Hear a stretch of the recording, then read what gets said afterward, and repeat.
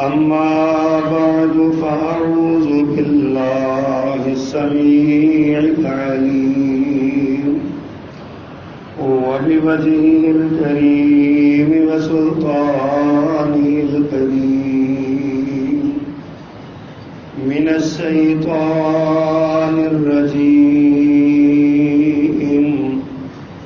من همزه ونفخه ونفثه بسم الله الرحمن الرحيم عسى الله أن يجعل بينكم وبين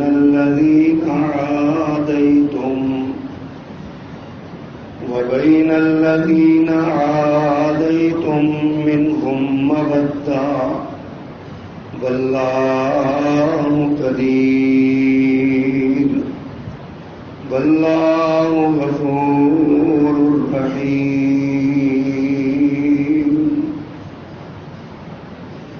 صدق اللہ العظیم. حمد و ثنا اور تعریف و تسبیح کے سارے کلمات اللہ جل جلالہ کے لیے،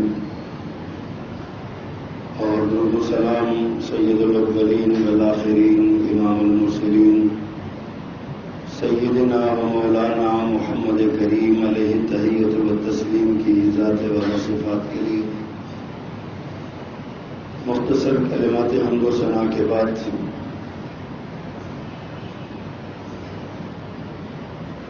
نبی مکرم صلی اللہ علیہ وسلم کا ارشاد ہے، آپ نے فرمایا خیر القرون قرنی ثم الذین یلونہم ثم الذین یلونہم. فرمایا زمانوں میں سب سے بہترین زمانہ میرا زمانہ ہے، میرا دور ہے، پھر اس کے بعد جو میرے بعد ہیں، اور پھر اس کے بعد جو ان کے بعد ہیں. اور پیارے پیغمبر صلی اللہ علیہ وسلم کا یہ بھی فرمان ہے کہ اللہ نے اس شخص پر جہنم کی آگ حرام کر دی ہے جس نے مجھے دیکھا ہے، اور رآنی اس پر بھی آگ حرام کر دی ہے جس نے میرے دیکھنے والے کو دیکھا. پیارے پیغمبر صلی اللہ علیہ وسلم کے یہ فرمودات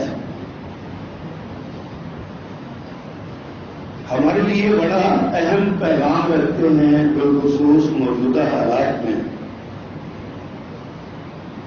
جبکہ پوری دنیا میں مسلمان عجیب سے بحران کا شکار ہیں، کرائسس ہی کرائسس ہیں، چیلنج ہی چیلنج ہیں، مصیبتیں ہی مصیبتیں ہیں. عزت مسلمانوں کی محفوظ نہیں، مال مسلمانوں کے محفوظ نہیں، اولاد مسلمانوں کی محفوظ نہیں. اور اب نوبت یہاں تک آ گئی کہ نہ ہمارے ایمان محفوظ ہیں اور نہ ایمان کے شعائر محفوظ ہیں. نبی صلی اللہ علیہ وسلم اسلام کا سب سے بڑا شعار ہے. آپ کی ذات پر کو تنقید کا نشانہ بنایا جائے تو بات سمجھ میں آتی ہے. کسی بندے کو آپ کی عظمت کا نہیں پتا ہے تو وہ کہتا ہے کہ میں نہیں مانتا، لیکن آپ کی تنقید کرنا اور آپ کی تحقیر کرنا یہ کہاں کا انصاف ہے؟ کہاں کا حق آزادی اظہار رائے ہے؟ یہ کہاں کا ہے؟ نبی صلی اللہ علیہ وسلم کے بعد صحابہ کرام رضوان اللہ علیہم اجمعین اس امت کے لیے امن کا نشان ہے. صحیح حدیث ہے، آپ نے ارشاد فرمایا ستارے آسمان کے لیے امن کی علامت ہے، میں محمد اپنے اصحاب کے لیے امن کی علامت ہوں صلی اللہ علیہ وسلم، اور میرے صحابہ میری امت کے لیے امن کی علامت ہے. مطلب اس کا یہ ہے کہ جب تک صحابہ کرام موجود ہیں یہ امت فتنوں سے بچی رہے گی، اور جب تک میں ان کے درمیان موجود ہوں اس وقت صحابہ کرام بھی بچے رہیں گے۔ صحابہ کرام جیسے جیسے دنیا سے رخصت ہوتے گئے ویسے ویسے فتنے بڑھتے چلے گئے،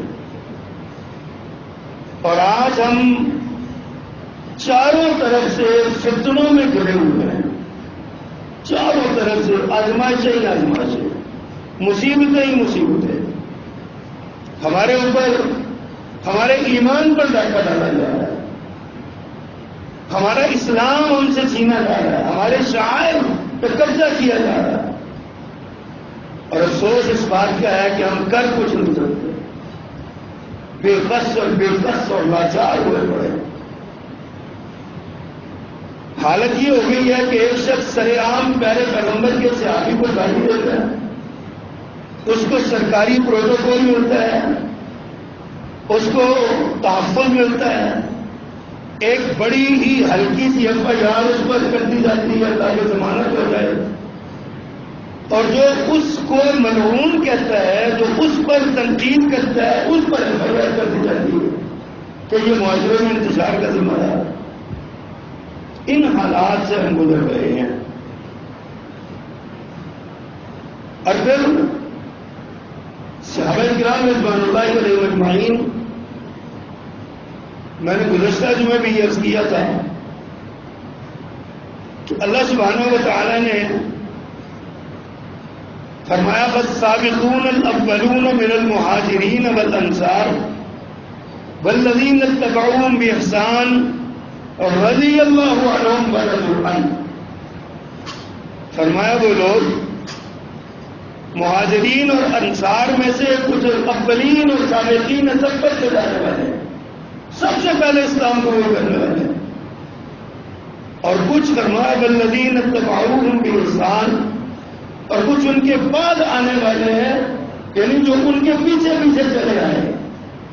کچھ لوگوں نے آغاز اسلام میں، دعوت اسلام کے بالکل آغاز میں اسلام قبول کیا، جیسے سیدنا ابوبکر صدیق رضی اللہ تعالیٰ، سیدنا علی کرم اللہ وجہ، سیدہ خدیجہ رضی اللہ تعالیٰ عنہ، اسی طرح سیدنا عثمان رضی اللہ تعالیٰ عنہ، اس طرح کے دیگر صحابہ کرام، اور کچھ وہ لوگ ہیں جنہوں نے فتح مکہ کے موقع پر اسلام قبول کیا۔ فتح مکہ کے موقع پر اسلام قبول کرنے والوں کو جتنا رنگیتا جاتا ہے، جس قدر توہین ان کی جاتی ہے، آج ہم حیران ہیں، بڑے بڑے علماء بھی ان میں سے جب ان کا ذکر کرتے ہیں تو توہین کے پہلو میں کرتے ہیں، جبکہ اللہ سبحانہ و تعالیٰ نے تو صاف ارشاد فرمایا عسى الله ان يجعل بينكم وبين الذين عاديتم منهم مودة، فرمایا ان قریب اللہ تمہارے اور ان لوگوں کے درمیان جنہوں نے تم سے دشمنی کی اللہ محبت ڈال دے گا۔ اللہ تو یہ کہتے ہیں کہ محبت ڈال دے گا۔ یہ سورت، یہ الممتحنہ 28ویں پارے کی سورت ہے، یہ فتح مکہ سے کچھ دیر پہلے نازل ہوئی۔ اللہ نے فتح مکہ سے پہلے مسلمانوں کا ذہن بنا دیا کہ آج تک تم سے جو دشمنی کرتے رہے ہیں، آج تک تم سے جو لڑائیاں کرتے رہے ہیں، آج تک تم سے جو جھگڑے کرتے رہے ہیں، آج تک تم سے جو جنگیں کرتے رہے ہیں، ان قریب وہ وقت آنے والا ہے جب وہ تمہارے دوست بن جائیں گے اور تمہاری آپس میں محبت قائم ہو جائے گی۔ اب سوچیے ذرا، یہ قرآن کہتا ہے، اور اللہ نے جو کہا نا ان قریب محبت قائم ہو جائے گی، قربان جاؤ، یہ قرآن اللہ کا کلام ہے نا، یہ شاہانہ انداز ہے۔ جیسے کوئی بادشاہ اپنے کسی ملازم پہ خوش ہو نا تو اس کو خوشی تھوڑی تھوڑی دینے کا کہتے ہیں ان قریب تیری ترقی ہو جائے گی۔ اس کا سادہ سا مطلب ہے کہ ترقی ہو چکی ہے، اعلان ہونا باقی ہے، عمل ہونا باقی ہے۔ بادشاہ کہہ دیتا ہے ان قریب تو یہ کلاموں کا شہنشاہ ہے قرآن، کیونکہ یہ شہنشاہ ارض و سما کا کلام ہے۔ اللہ سبحانہ و تعالیٰ نے یہ کہا کہ ان قریب، اس کا مطلب ہے کہ اللہ نے فیصلہ کر لیا ہے، اب وہ سارے تمہارے دامن میں آ جائیں گے اور تمہارے ساتھ مل کے پیار و محبت کے ساتھ کار کریں گے۔ قرآن یہ کہتا ہے، ہم کہتے ہیں نہیں، انہوں نے دل سے نہیں مانا، انہوں نے منافقت کی، معاذ اللہ، انہوں نے صرف دنیاوی مفادات کے لیے یہ سارا کچھ کیا، انہوں نے جناب مسلمانوں کے روب و دبدبے سے بچنے کے لیے یہ سارا کچھ کیا، مسلمانوں کی سے جو تلوار سے بچنے کے لیے یہ سارا کچھ کیا۔ ہم جھوٹے ہیں یا اللہ کا قرآن جھوٹا ہے؟ سادہ سی بات ہے، سمجھیے ذرا۔ حضرات صحابہ کرام رضوان اللہ علیہ مجمعین، اللہ نے ان کو کہا کہ رضی اللہ عنہم ورضوان، اللہ ان پہ راضی ہو، اللہ پہ راضی۔ صحابی ایک لمحے کا ہو یا صحابی پیارے پیغمبر کی 23 سالہ نبوت کا ساتھی ہو، سیدنا ابوبکر صدیق کے لیے بھی یہی اعلان ہے، رضی اللہ عنہم ورضوان۔ اور ایک ایسا صحابی جو یمن سے آیا تھا، نجد کی سرزمین سے آیا تھا، بوڑھا بابا تھا، اللہ کے پیغمبر میں آیا ہوں بڑا اسمت اہلی و ولدی و عشیرتی، میں اپنے بچوں کو، اپنے گھر والوں کو اور اپنے خاندان کو چھوڑ کے آیا ہوں، میرے پاس اتنا وقت نہیں ہے، میں نے پلٹ کے جانا ہے، آپ مجھے اخبرنی بعمل اذا عملته دخلت الجنہ، آپ مجھے چند ایک ایسے اعمال بتا دیں میں ان پر عمل کروں تو میں جنت میں چلا جاؤں۔ پیارے پیغمبر سے سوال کرتا ہے، کہتا ہے کہ میں آیا ہوں بچوں کو چھوڑ کے، میں نے واپس جانے ٹائم نہیں۔ نبی محترم صلی اللہ علیہ وسلم نے اس کو اسلام کے 5 ارکان کے بارے میں بتایا، آپ نے اس کو سمجھایا نماز کے بارے میں، روزے کے بارے میں، زکات کے بارے میں، حج کے بارے میں، اور کلمہ توحید کرایا۔ اب اس نے کہا جی اللہ کی قسم اٹھا کے کہتا ہوں نہ اس میں زیادہ کروں گا نہ کم کروں گا، جتنا آپ نے بتایا اتنا عمل کروں گا۔ آپ نے فرمایا اتنا ہی عمل کرنا جنت میں چلے جاؤ گے۔ حدیث میں آتا ہے وہاں سے پلٹا، اپنے اونٹ پہ بیٹھا اور اونٹ کو اٹھایا، چند قدم چلا کہ اونٹ نے جھجری لی، یہ بندہ اونٹ سے پلٹا کھایا، اس نے گردن سے لٹکا، زمین پہ گرا، اس کی گردن ٹوٹ گئی اور یہ فوت ہو گیا۔ اب کتنا ٹائم اس پہ لگا ہوگا، اتنے جو سارے کام آئے۔ پیارے پیغمبر صلی اللہ علیہ وسلم فرماتے ہیں انی رأیت ملکان یدسان فی فیہ من ثمار الجنہ، میں نے دیکھا ہے کہ 2 فرشتے اس کے منہ میں جنت کے پھل ڈال رہے ہیں۔ آپ نے گمان کیا، آپ نے فرمایا میرا خیال یہ ہے کہ یہ شخص ہے یہ بھوکا اور پیاسا آیا ہے، اور پیارے پیغمبر کے پاس آ کے بھوک اور پیاس کو برداشت کیا، اس نے سارا سفر کر کے آیا، یہاں آ کے یہ مطالبہ نہیں کیا کہ مجھے کھانے کو کچھ دیا جائے، یہاں کے صرف یہ کیا کہ مجھے یہ تعلیم دیجیے، میں چاہتا ہوں، پلٹا ہے، بہت ہو گیا۔ میرے آقا نے ارشاد فرمایا عمل فعلمت انہ مات جائعا، مجھے یہ گمان ہوا، میں نے یہ جانا کہ یہ بندہ بھوکا فوت ہوا ہے۔ جو فرشتے آسمان کے جنت کے پھل کھلا رہے ہیں اس کو، اللہ کے یہاں ایمان قبول ہو گیا۔ اب فرمایا عمل قلیلا واجر کثیرا، اس نے عمل تھوڑا کیا اور اجر بہت زیادہ پا گیا، عمل تو کیا نہیں، کلمہ ہی پڑھا ہے نا، صرف آگے کلمہ پڑھا ہے، نہ کوئی نماز پڑھی، نہ روزہ رکھا، نہ زکات دی، نہ حج کیا، کچھ بھی نہیں کیا، پیسے لگا، فوت ہو گیا۔ میرے آقا نے فرمایا عمل قلیلا واجر کثیرا، عمل تھوڑا ہے اجر زیادہ ہے۔ ایک یہ بھی صحابی ہے اور اس کے لیے بھی رضی اللہ عنہ ورضوان کا خطاب ہے، جس نے ایک لمحے کے لیے دیکھا۔ اور صحابی ہونے کے لیے نا 4 بنیادی شرطیں ہیں، 4 شرطیں ہیں بنیادی۔ صحابی کون ہوتا ہے؟ ورنہ دیکھا تو ابو جہل میں بھی تھا، ابو لہب میں بھی تھا، دیکھا تو عتبہ اور شیبہ نے بھی تھا، لیکن 4 شرطیں ہیں۔ نمبر 1، وہ آپ سے اس کی ملاقات ہوئی ہو، جیسے میں نے گزشتہ خطبہ جمعہ میں حضرت اویس قرنی کا قصہ سنایا تھا کہ ان کی ملاقات نہیں پیارے پیغمبر کے ساتھ، لیکن وہ صحابی نہیں ہو، عمل ان کا درجہ اتنا ہے، پیارے پیغمبر نے حضرت عمر سے کہا تھا قرن کے علاقے سے ایک آدمی آئے گا، اویس اس کا نام ہوگا، تو مجھ سے پہلے دعا کروانا۔ مقام یہ ہے لیکن وہ صحابی نہیں ہے۔ پیارے پیغمبر کی لقاء ثابت ہو، ملاقات ثابت ہو۔ دوسری بات یہ ہے کہ وہ ایمان بالرسالت رکھتا ہو، اللہ کی توحید اور نبیوں کی رسالت پر ایمان رکھتا ہو۔ اور تیسری شرط خاص ہے، صحابی وہ ہے جس نے ایمان کی حالت میں پیارے پیغمبر کو رسول اللہ مانا، اللہ کے رسول کو مانا۔ اور چوتھی شرط یہ ہے کہ وہ اسی حالت پر فوت ہوا ہو۔ یہ 4 شرطیں جس میں پائی جائیں وہ شادی.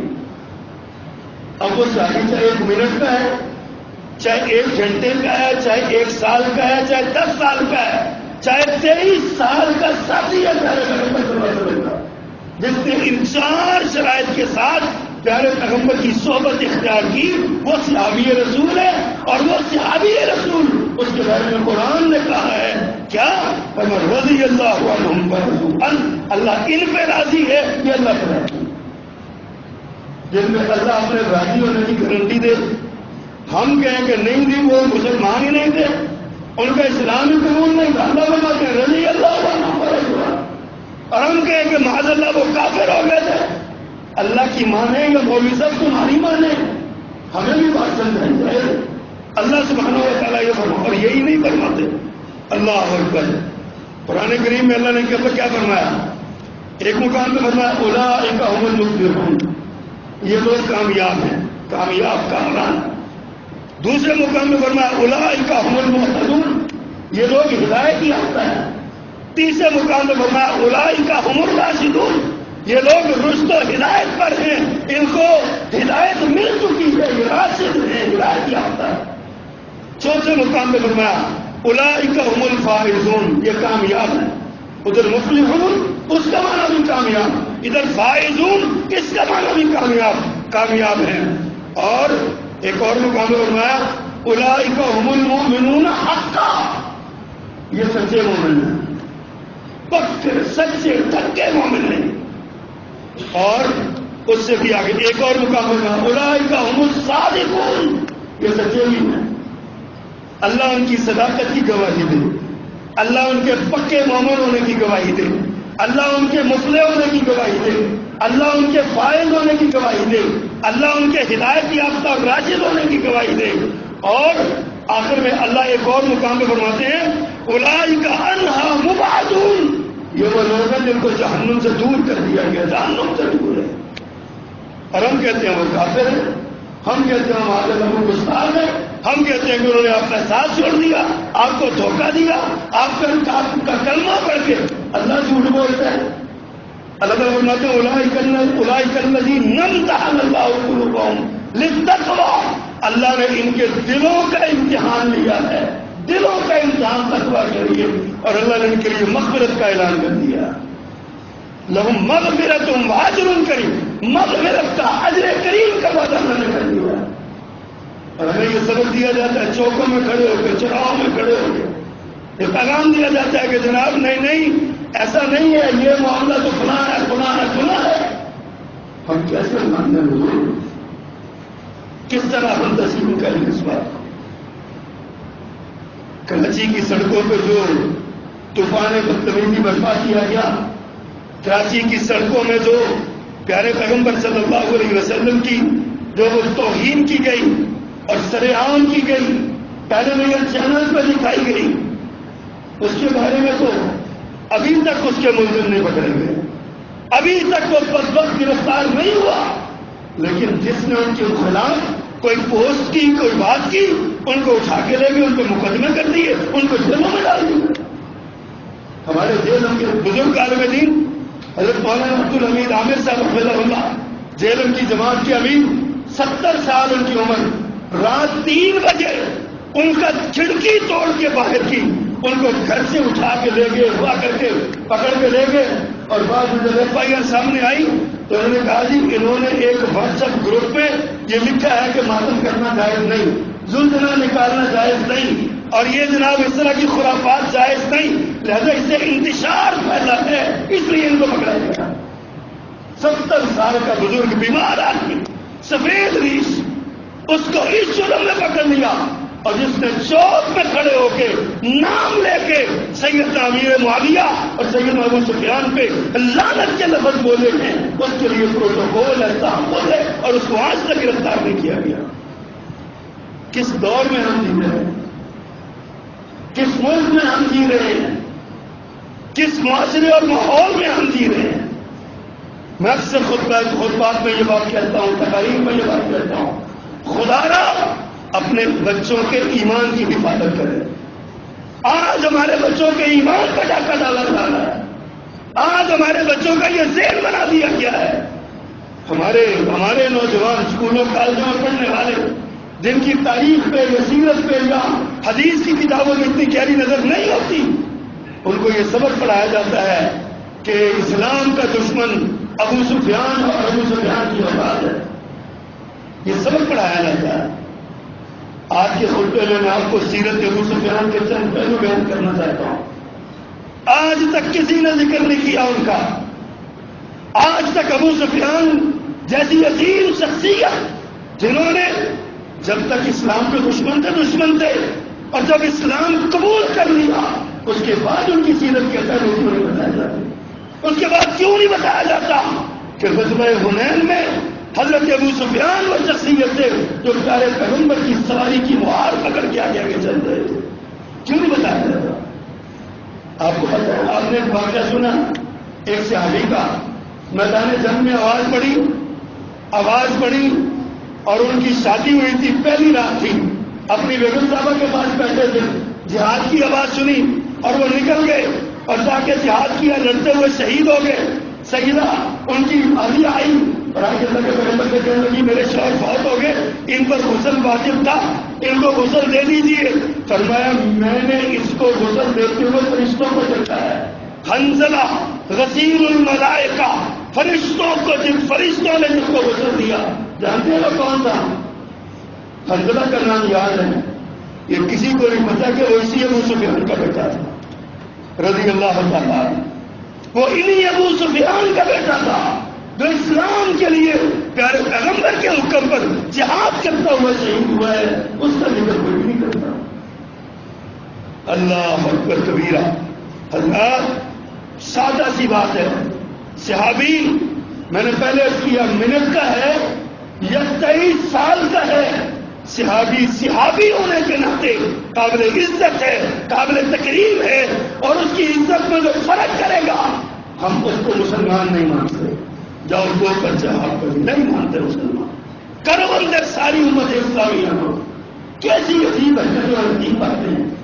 صحابہ کرام رضوان اللہ علیہم اجمعین، اللہ نے ان کو معیار ایمان بنایا ہے. فرمایا فَإِنْ آمَنُوا بِمِثْلِ مَا آمَنْتُمْ بِهِ، اگر یہ لوگ تمہارے جیسا ایمان لائیں گے فقد اہتدوا، میرے نبی کے صحابہ تب یہ ہدایت پائیں گے. معیار ایمان صحابہ ہے. معیار ایمان جس طرح ابو بکر ہیں، عمر ہیں، عثمان ہیں، علی ہیں، جس طرح حسن ہیں، حسین ہیں، اسی طرح معیار ایمان حضرت امیر معاویہ بھی ہیں، ان کے بعد حضرت سفیان رضی اللہ تعالیٰ. کبھی ان کی سیرت کو پرکھ کے دیکھیں. اللہ فرماتے ہیں اللہ اکبر، اللہ تعالیٰ نے اولئک الذین امتحن اللہ قلوبہم للتقوی، اللہ نے تقوی کے لیے ان کے دلوں کا امتحان لیا. یہ وہ لوگ ہیں جن کے تقوی کے لیے جن کے دلوں کا امتحان اللہ نے لیا. نتیجہ کیا نکلا؟ لہم مغفرۃ، ان کے لیے بخشش ہو گئی. نتیجہ اول درجے میں نمبر 1 100 میں سے 100 نمبر لے کے پاس ہیں. ایک نمبر بھی کم نہیں ہے، 100 میں سے ایک پوائنٹ بھی کم نہیں ہے. یہ اللہ کا فیصلہ ہے. اللہ نے ان کو کامیاب قرار دیا. اللہ اکبر.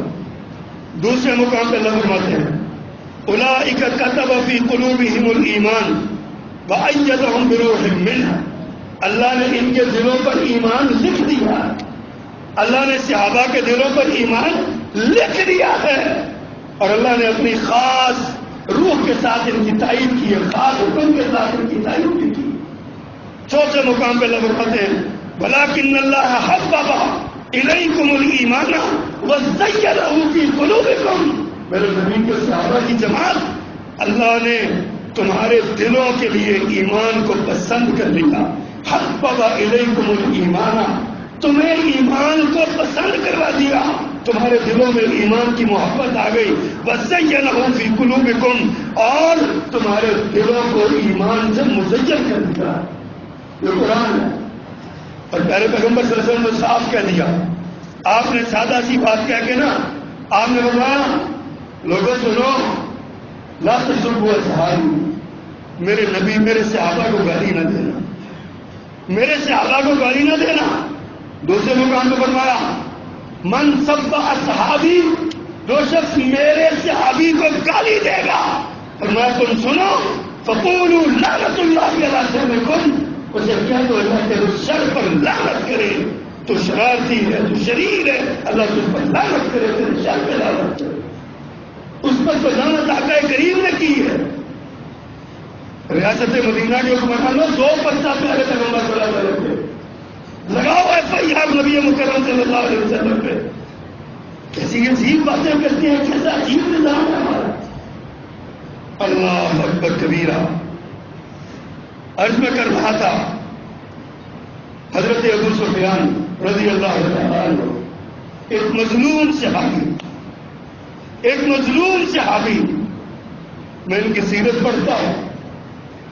حضرت ابو سفیان رضی اللہ عنہ مکہ کے سردار تھے، عام آدمی نہیں تھے، سردار تھے مکہ کے۔ لیکن 2 باتیں بڑی عجیب میں آپ کو بتاؤں جو آج میں نے پڑھی ہیں، خود میں نے بھی آج پڑھی۔ نبی مکرم صلی اللہ علیہ وسلم، آپ کو پتا ہے نا، مکہ فتح ہوا، ابو سفیان مسلمان ہوئے، تو آپ نے ابو سفیان کو اعزاز دیا، من دخل دار ابی سفیان فقد امنا، جو ابو سفیان کے گھر میں داخل ہو گیا امن پا گیا۔ سب کو پتا ہے قرآن کا۔ اس واقعے کے پس منظر کا نہیں پتا کسی کو بھی۔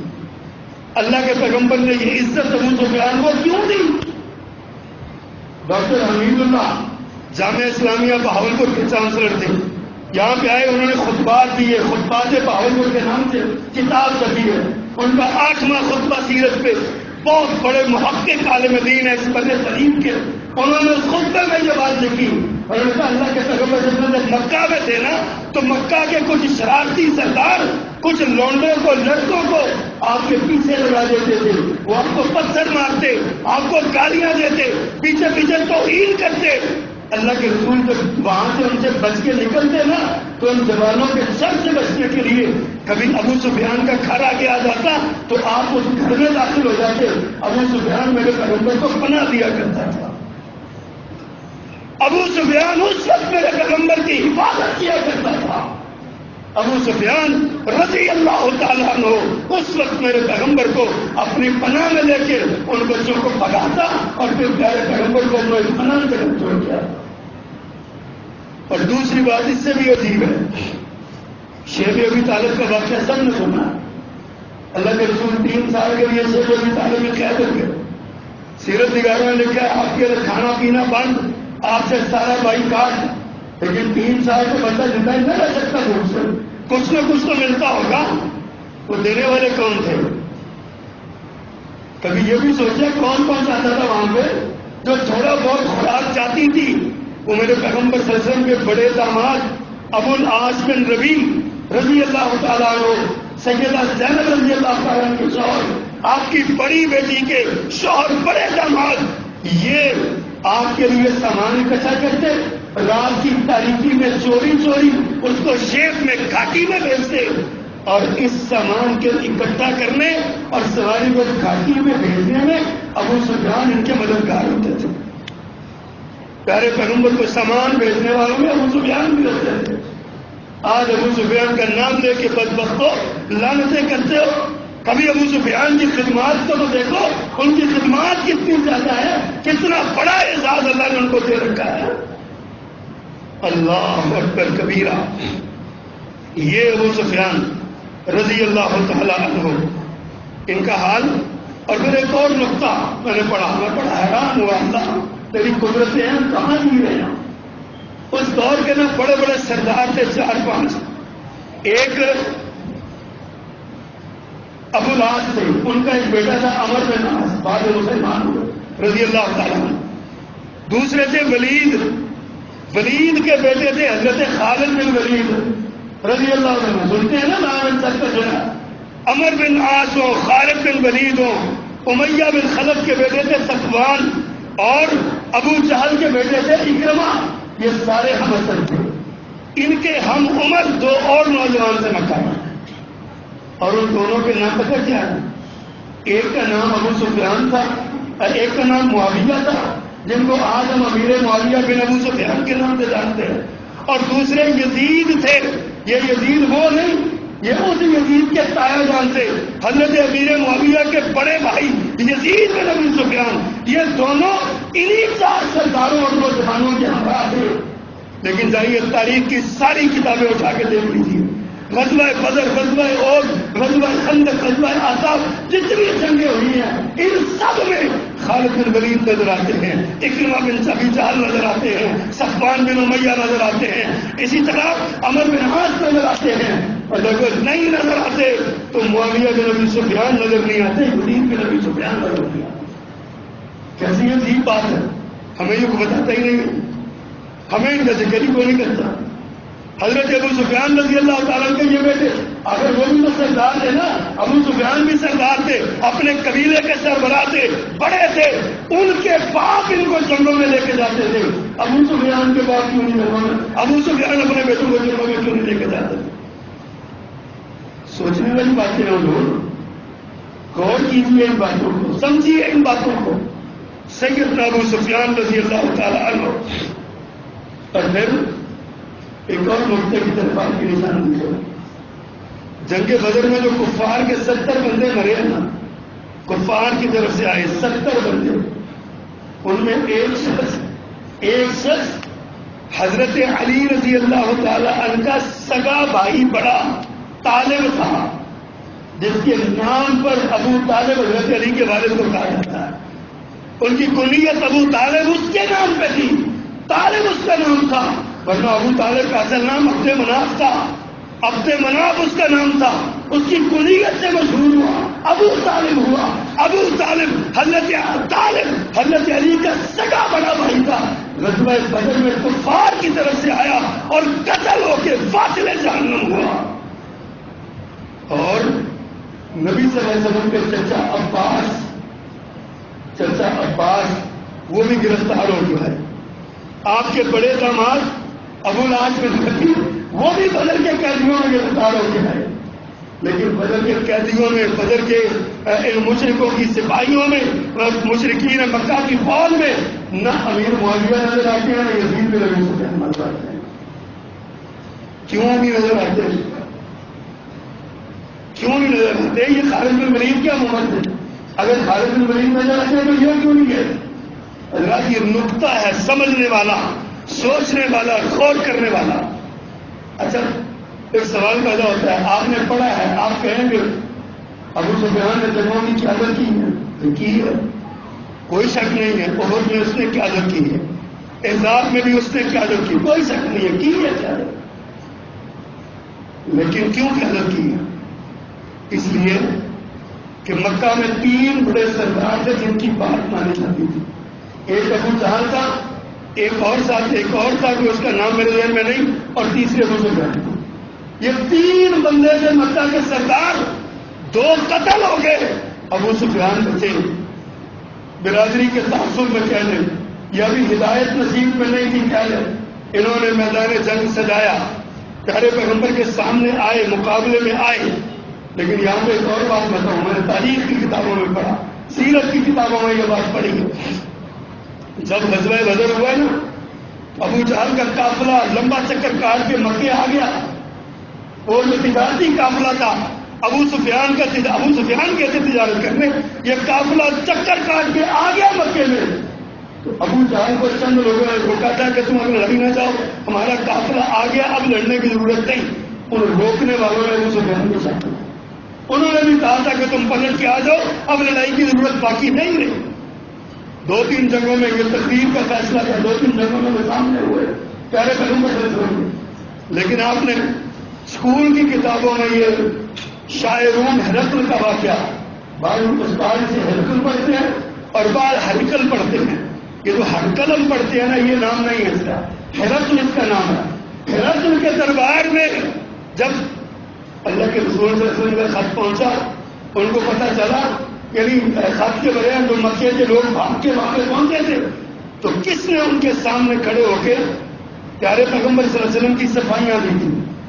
شاعر ان کو سوال کیا تھا نا کہ جناب محمد کون ہے، تعارف کیا صلی اللہ علیہ وسلم، کس خاندان کے تعلق رکھتے ہیں، کون ہے؟ جواب دینے والا کون تھا؟ ایک بات جھوٹ نہیں بیان کی ابو سفیان نے اس کو، سارا کچھ سچ بتایا تھا جناب رسول اللہ صلی اللہ علیہ وسلم کے بارے میں. اور ابو سفیان کا ایک کردار اور بھی ہے. حضرت ابو سفیان رضی اللہ تعالیٰ کی بیٹی سیدہ ام حبیبہ رضی اللہ تعالیٰ عنہا یہ پیارے پیغمبر کی زوجہ محترمہ ہے.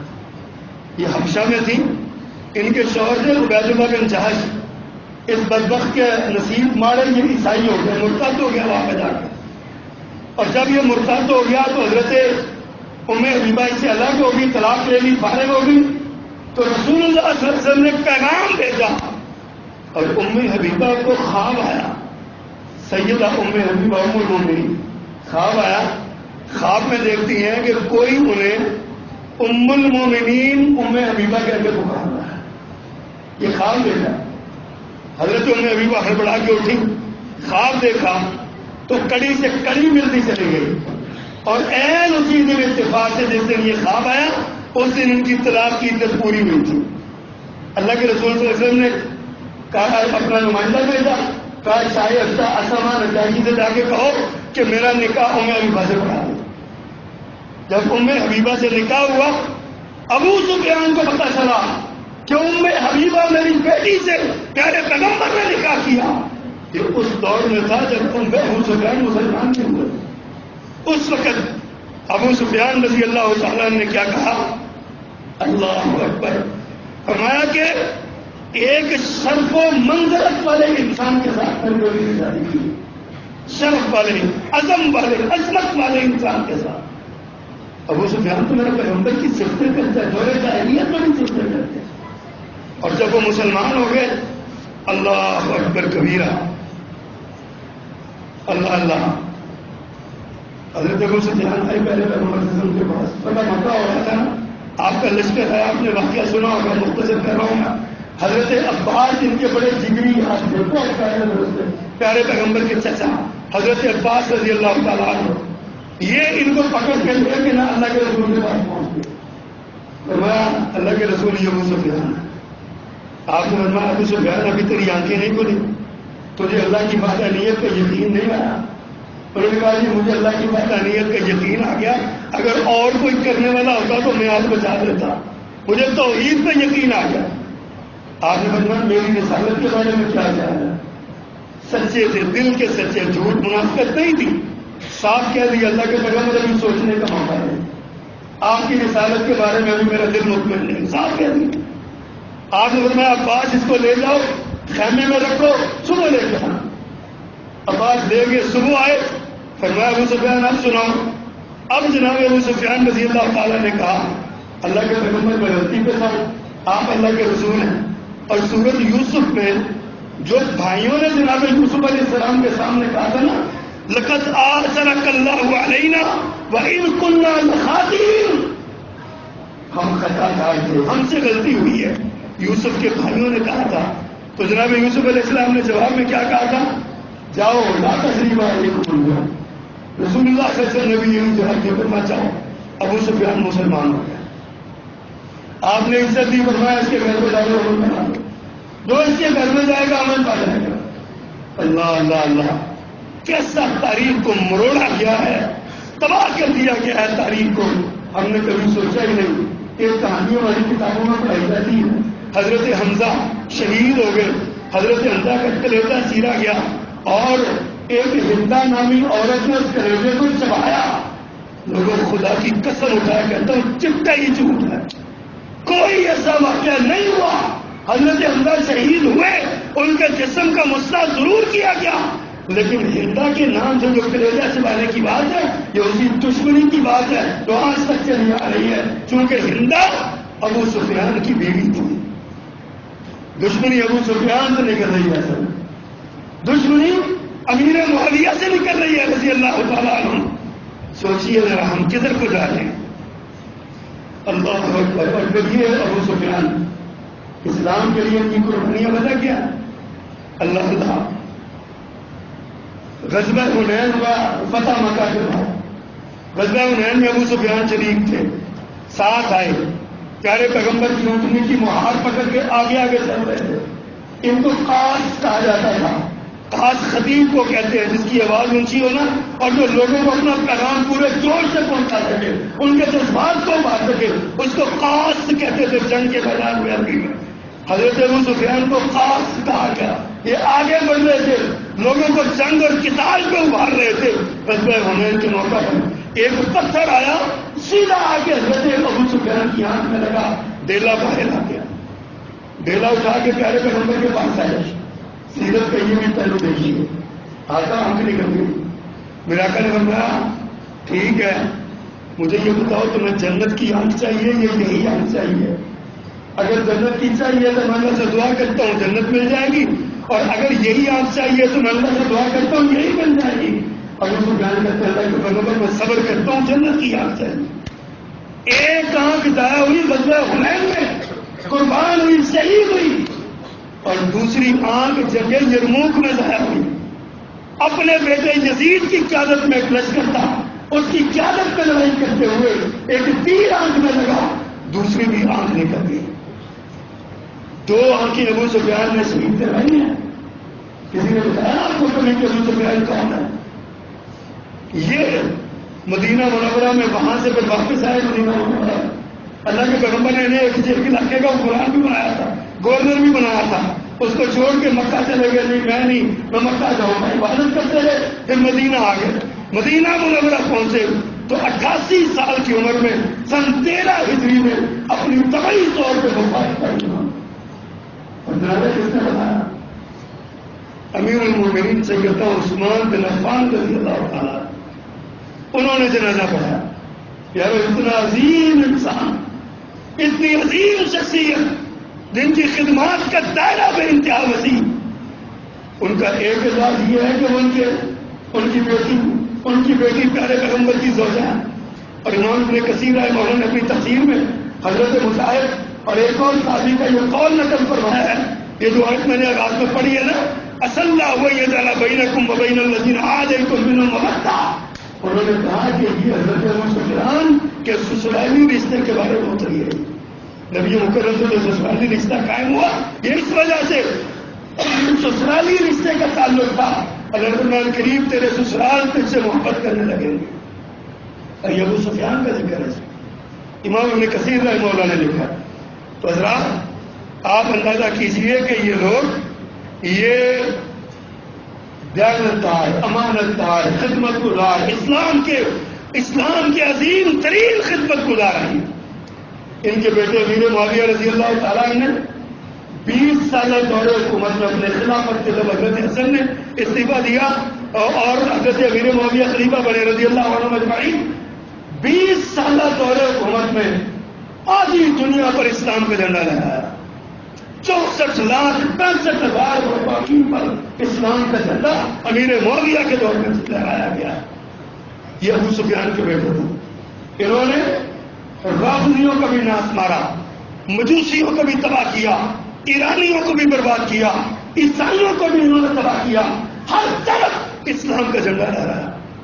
اور ایک اور بات بتاؤں نوجوانوں، یاد رکھا کرو، یہ جو پہلی جنگیں ہوتی ہیں نا تاریخ اسلام میں پیارے پیغمبر کے بعد سب سے پہلے پہلی جنگ کا آغاز کرنے والے امیر معاویہ، اور دنیا کا ریکارڈ ہے، آج بھی دنیا کا ریکارڈ ہے، جدید ترین ٹیکنالوجی اور مشینیں ہیں، بڑا کچھ ہے، آج بھی دنیا کا ریکارڈ ہے۔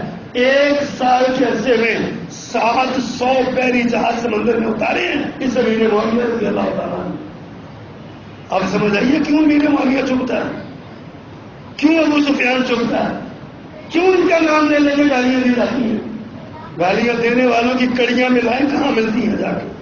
پھر سوچئے لوگوں، یہ ابو سفیان اسلام کی عظیم سپاہی تھے، میرے پیغمبر کے سسر محترم تھے، اللہ کے رسول صلی اللہ علیہ وسلم کے رشتے دار تھے، اللہ کے پیغمبر صلی اللہ علیہ وسلم کے وفادار اور وفادار تھے۔ ان کی عزت و عظمت کرنا ہماری ذمہ داری ہے، ذمہ داری نہیں، ہمارا ایمان ہے، ایمان۔ اور اگر ہم یہ کام نہیں نہ کریں گے تو یاد رکھیے پھر اپنے ایمان کی فکر کیجیے، پھر اپنے اسلام کی فکر کیجیے۔ اللہ سبحانہ و تعالی ہمیں صحابہ کرام کی سچی محبت نصیب فرمائے۔